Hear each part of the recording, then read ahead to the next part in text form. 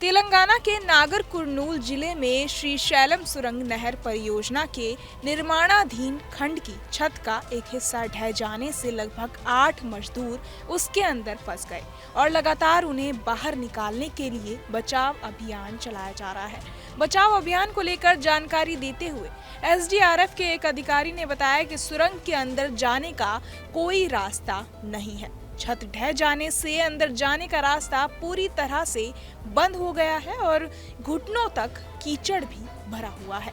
इसके बाद SDRF, NDRF और अन्य बचाव दल सिंगरेनी कोलियर रीच के अधिकारियों के साथ सुरंग के ढह चुके हिस्से का निरीक्षण करने के बाद वापस। दरअसल सुरंग में जो लोग फंसे हैं उसमें 2 इंजीनियर, 2 मशीन ऑपरेटर और 4 श्रमिक शामिल हैं।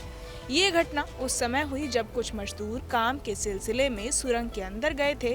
तभी सुरंग के 12 से 13 किलोमीटर अंदर छत का एक हिस्सा ढह गया था।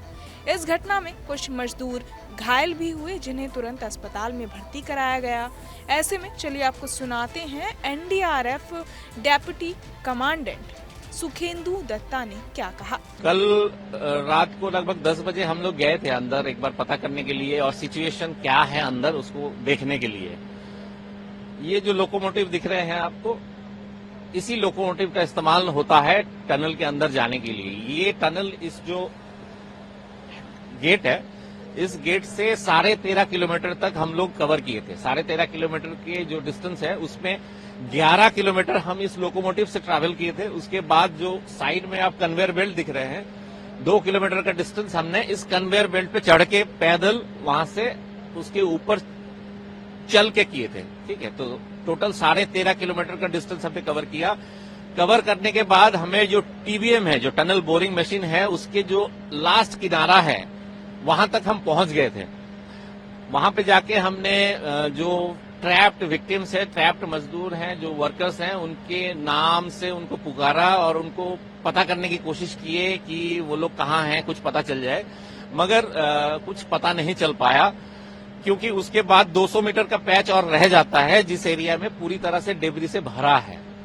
तो जब तक वो डेब्री साफ नहीं होगा तब तक नहीं पता चल पाएगा कि जो विक्टिम्स है उनका एग्जैक्ट लोकेशन कहाँ है और उनको हम कैसे निकाल पाए। अभी तक बीच में 11 किलोमीटर का पैच, 11 किलोमीटर से 13 के बीच में जो 2 किलोमीटर का मैंने बताया, उस एरिया में काफी पानी है। तो पानी निकालने का प्रोसेस अभी चल रहा है। पानी जैसे एक बार निकल जाता है तो उसके बाद फिर जो डेब्री क्लियरेंस का प्रोसेस है वो शुरू होगा। फिर जो विक्टिम्स फंसे हुए हैं उनको निकाला जाएगा।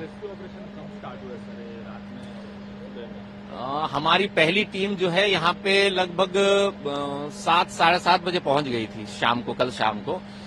और उसके बाद फिर जो यहाँ के ऑफिशियल्स हैं और जो डिस्ट्रिक्ट एडमिनिस्ट्रेशन हैं और स्टेट अथॉरिटीज हैं, उनसे बात करके डिस्कस किया जा रहा था कि किस तरह से हम इस सिचुएशन को हैंडल करें, किस तरह से आगे बढ़ें। अकॉर्डिंगली लगभग 10, साढ़े 10 बजे, 10 बजे हम लोग यहाँ से एक छोटी सी टीम लेके कुछ लोग मिलके अंदर गए थे, ताकि अंदर का माहौल क्या है, अंदर सिचुएशन क्या है, ये देख पाए। तो लगभग 10 बजे हम लोग गए थे और 2 बजे तक वापस आए थे। तो जाने में 1 घंटा समय लगता है इस ट्रॉली में, और उसके बाद पैदल जाने में टोटल 1 घंटे का समय लगता है। तो लगभग 2 बजे हम लोग वापस आए थे। फिर एक टीम और भेजी गई थी, जो टीम अभी वापस आई है। अब थोड़ी देर पहले ही, आधा घंटा पहले एक टीम वापस आई है। जैसे मैंने पहले ही बताया, डीवाटरिंग जरूरी है। उसके बाद जो वहां का रबल्स हैं, जो डेब्रीज हैं, उनको निकालना जरूरी है, जो विक्टिम्स है उनको निकालने के लिए।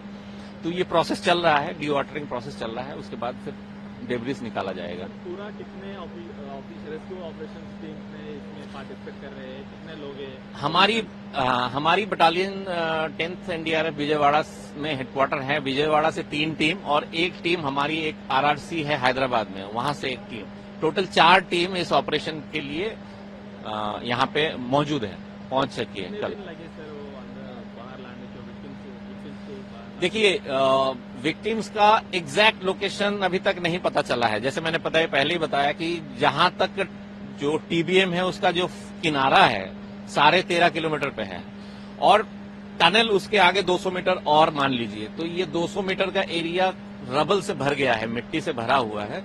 तो ये जब तक साफ नहीं होगा, जब तक क्लियर नहीं होगा, और मैंने पहले ही बताया इस गेट से 13 किलोमीटर का डिस्टेंस है और 13 किलोमीटर तक वो मिट्टी बाहर निकालना है, तो ये प्रोसेस लंबा चलेगा, इसमें टाइम लगेगा।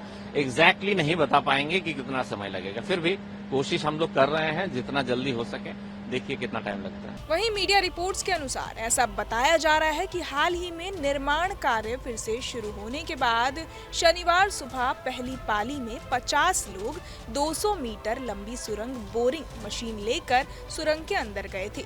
अधिकारी ने बताया कि कार्य के सिलसिले में वो सुरंग के अंदर 13.5 किलोमीटर तक गए थे, तभी अचानक छत ढह गई। मशीन के आगे चल रहे 2 इंजीनियरों समेत 8 सदस्य फंस गए, जबकि 42 अन्य सुरंग के बाहरी गेट की ओर भागे और बाहर आ गए। ये कर्मी सुरंग के 14 किलोमीटर अंदर फंसे हुए हैं। बहरहाल इस पूरी खबर को सुनकर आप क्या कुछ सोचते हैं, हमें कमेंट बॉक्स में जरूर बताएं और बाकी तमाम खबरों के लिए सब्सक्राइब करें न्यूज नेशन। न्यूज नेशन अब व्हाट्सएप पर खबरों की ताजा अपडेट के लिए न्यूज नेशन के इस QR कोड को स्कैन करें।